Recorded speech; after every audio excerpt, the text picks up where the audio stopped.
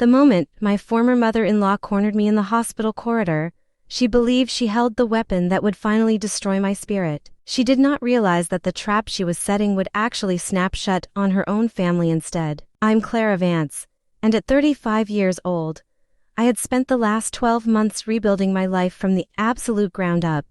Working as a physician at Mercy General Hospital gave me a sense of peace that my chaotic divorce had stolen away. My past life with Bennett felt like a distant nightmare that I had successfully managed to escape. When we signed the final paperwork a year ago, I promised myself that I would never look back or regret the choices I made. The hospital corridors were normally a sanctuary where I could lose myself in helping others heal. On this specific Tuesday afternoon, the bright overhead lights hummed as I walked toward the cardiology ward with a stack of medical files, feeling entirely confident in my future. Everything changed when I turned the corner and spotted a familiar figure sitting in the waiting area. It was Evelyn Doyle, the woman who had spent 15 years making me feel like an outsider in her family. She sat rigid in a vinyl chair, holding her expensive designer purse against her chest like a heavy shield. As soon as her cold eyes locked onto me, her posture shifted immediately and a familiar cruel smile spread across her face, signaling that she wanted trouble. She stood up slowly and smoothed down her tailored jacket,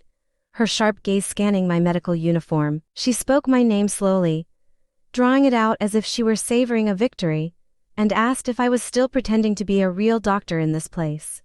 I kept my facial muscles completely relaxed, utilizing the same neutral mask I wore when dealing with difficult and argumentative individuals. I simply stated her name, Evelyn, and waited to see what kind of game she wanted to play. Evelyn explained that she was only at the hospital because her sister was undergoing a minor medical procedure, though her dismissive hand gesture suggested that the excuse mattered very little. She stepped closer to me, and I was immediately hit by the suffocating scent of her strong floral perfume, a fragrance that brought back years of painful memories. She smiled warmly and remarked that running into me felt like absolute destiny because she had been waiting a very long time to share some news. She raised her voice slightly so that the nearby visitors in the waiting area could hear her clearly, announcing that walking away from me was the greatest choice her son ever made. She leaned in closer and added that Bennett now shared a beautiful baby boy with my former best friend Chloe.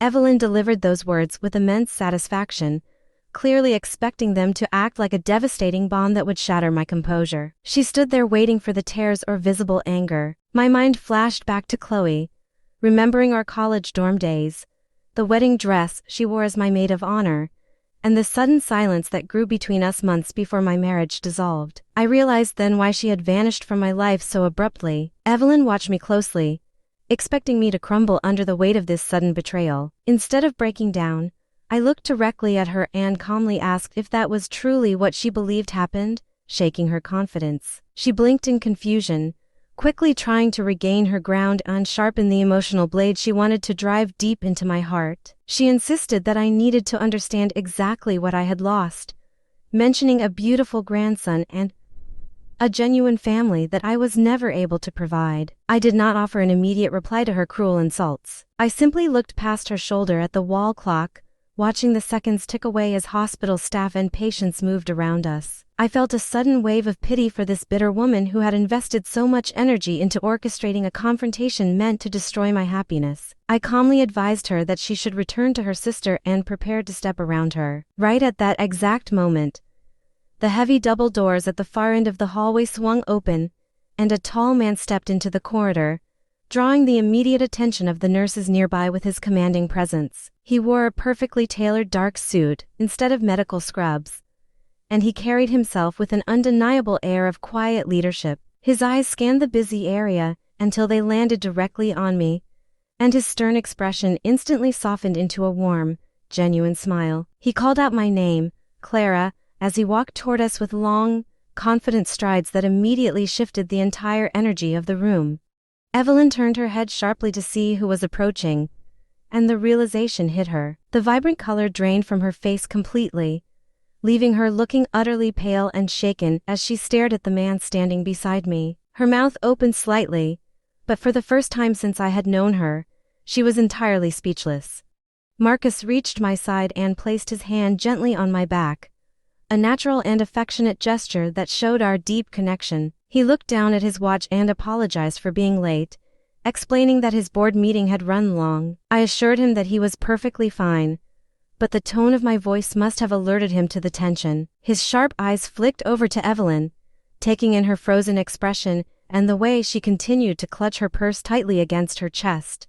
He addressed her formally as Mrs. Doyle, stating that he did not expect to see her at this hospital. Evelyn struggled to speak, her mouth opening and closing multiple times before she finally managed to utter his name. She looked completely stunned by his presence and asked with a trembling voice if the two of us actually knew each other. I looked directly into her eyes, smiled calmly, and stated simply that Marcus and I were getting married in the upcoming spring. I watched those words wash over her like a heavy wave, forcing her to dismantle the false narrative she had built about my life being entirely ruined and miserable after my divorce from her precious son. However, that shocking wedding revelation was not even the primary reason the remaining color drained entirely from her face. That absolute devastation arrived a few moments later when Marcus turned back to me to share a piece of critical professional news. He mentioned that he had intended to call me earlier because the official financial audit on Doyle Enterprises had finally been completed that morning,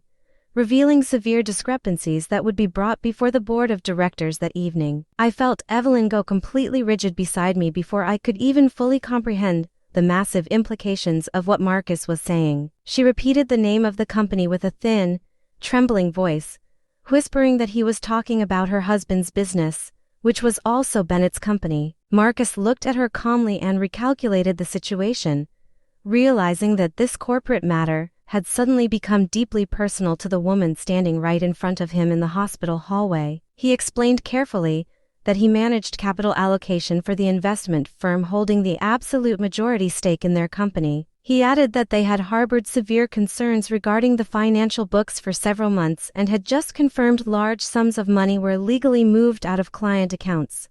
Marcus stated directly that Bennett's name was explicitly attached to the majority of those fraudulent transfers, which completely shattered any remaining strength Evelyn possessed on that afternoon. Evelyn stammered that such a thing was simply not possible, because Bennett was always incredibly careful with money.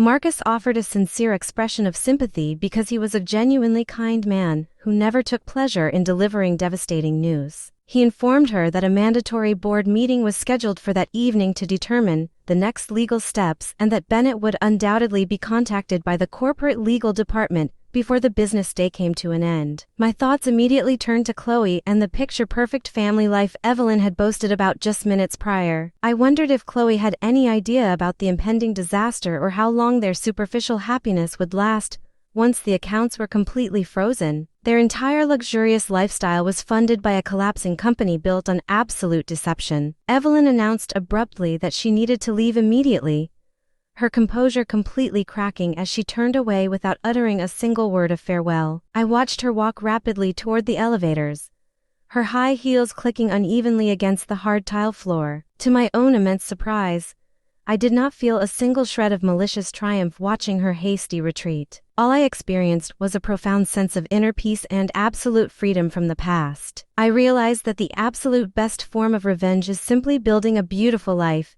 keeping your head held high while everyone else assumes you will fall apart. Share your opinion by dropping comments. Like and subscribe my channel if you loved your children.